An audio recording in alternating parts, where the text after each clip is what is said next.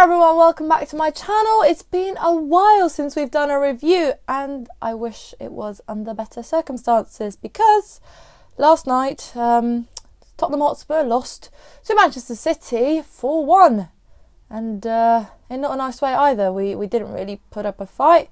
We got well and truly smacked up, didn't we? Anyways, let's get into the review.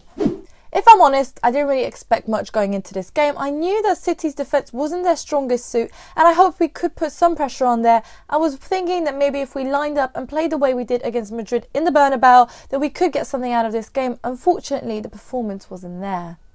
So the last couple of games, Poch has been rotating our fullbacks, Rose and Aurier paired together and then Trippier and Davies paired together. And following our midweek game against Brighton where Rose and Aurier played, pretty much everyone assumed that he would play Davies and Trippier, but he sprang a little surprise as he played Rose with Trippier and probably Rose to counter our former right back Kyle Walker. Now that means that he still could have played Davies technically if he wanted to play a back 3, back 5 sort of situation. He didn't, but nonetheless he wanted to take the game to City, which is good because I don't think anyone really tested City so far this season. But the last thing you want to do is give a goal away, which is what we did. After 15 minutes, Gundogan was unmarked from a corner and we conceded and we went down 1-0.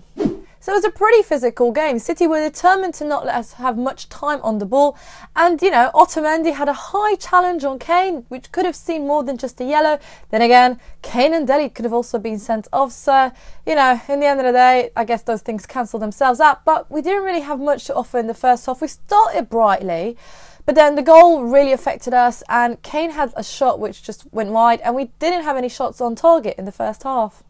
A few positives from the first half was Lloris. He kept us in the game and he kept the scoreline 1-0, which was good because if it would have been any more than that, I think it would have been a much harder task for us to come back. But 1-0, the next goal, if it would have been an equaliser for us, could have changed the game a lot. As I said, we didn't have any shots on target, and if I'm honest, Trippier looked like he was having a mare against Sané and sometimes Aguero out there on the right. And unfortunately, we'll get to it in a minute, but that was pretty much the story of the night. Anyways, second half, we started bright again, just like within the first half, a good start. We had a point where we had around 60% possession as well. We just didn't make anything out of it. Harry had a shot which went on target, only one of 2 shots on target, and Ederson made a save. And as I said, pretty much story of the night, when City broke with pace, Trippier was nowhere to be seen, and De Bruyne made it 2-0. So then, if I'm honest, nothing really happened apart from the fact that Sterling made it 3-0 and then once again our defence failing us and some terrible defending from Dyer made it 4-0 to City. The only late consolation was that Eriksen scored a goal, so we didn't go away with doing nothing. But that was pretty much it for the game and it ended 4-1. So we won't be the first or the last team to suffer from City's hands. Overall, it could have been much worse because they had a penalty which they missed as well. So, you know, the scoreline is what it is, but it's just the performance that's really annoying because we didn't really test them at all. And I know that this team, on paper, definitely, and on our best days, we can produce some great performances, which just didn't really turn up 100%, which is really annoying.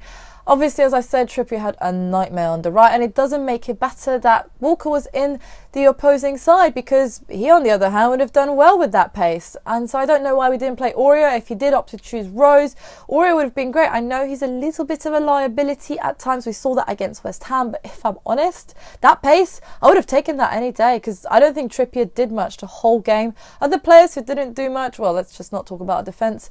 Dembele was just chasing shadows. He was a shadow of himself as well. He made some tackles and fouls, very unlike him. And also, his partner Winks was also uncharacteristically sloppy. Something wasn't right there. Son was quiet. He's been on form so much and he was pretty quiet. So was Dele and Eriksen. And Kane just hardly got involved in the game. So overall, it was a pretty weak performance. I mean, it's pretty obvious we're missing Alderweireld and Wanyama because if we had them 2 in the side, especially Alderweireld, then Dyer could move up and he wouldn't have to be in defence. That would help us a massive amount. And Wanyama is just a beast right now and we would need that midfield control. But we're missing that anyways. They're training more or less, so hopefully they'll be back soon.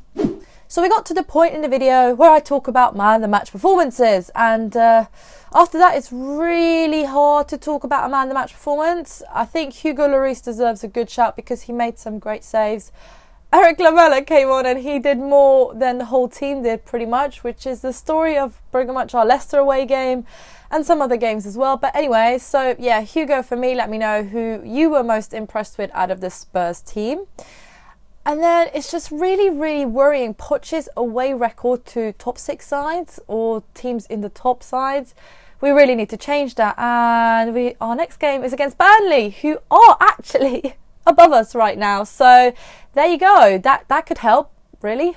Anyways, that won't be an easy game because Burnley are in good form right now.